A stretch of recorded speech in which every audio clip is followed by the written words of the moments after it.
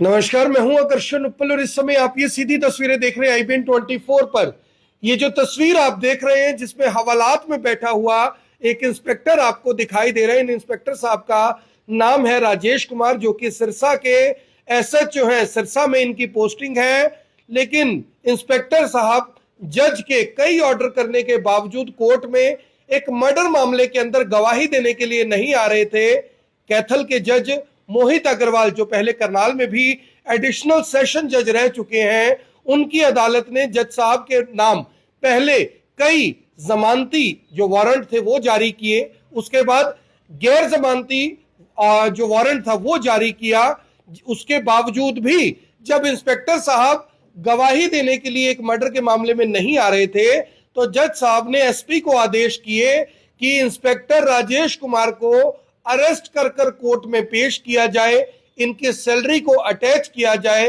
तब जाकर इंस्पेक्टर राजेश कुमार आज कैथल की कोर्ट में गवाही देने के लिए पहुंचे थे। ये गवाही हो रही थी एक मर्डर के मामले में।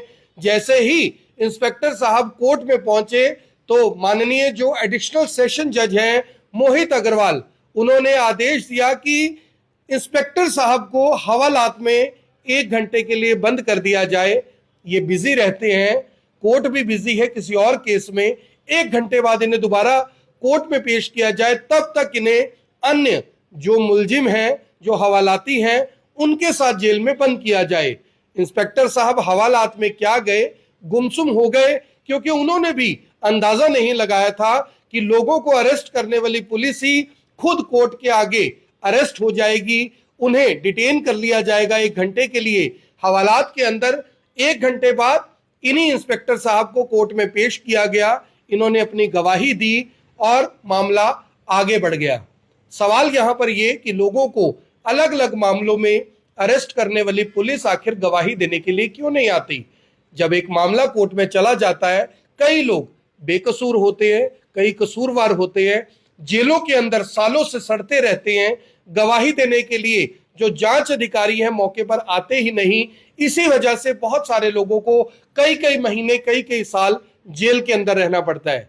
जिस मर्डर केस की गवाही देने के लिए इंस्पेक्टर राजेश कोर्ट में पहुंचे थे, इसी मामले के आदेश माननीय पंजाब और हरियाणा हाईकोर्ट ने किए थे कि जून 2025 तक इस मामले की सुनवाई पूरी तरह से खत्म हो और जो भी कोर्ट ने डिसीजन लेना है वो लिया जाए, क्योंकि इस मामले के आरोपी जेल के अंदर है। लेकिन इंस्पेक्टर साहब मौके पर आ नहीं रहे थे।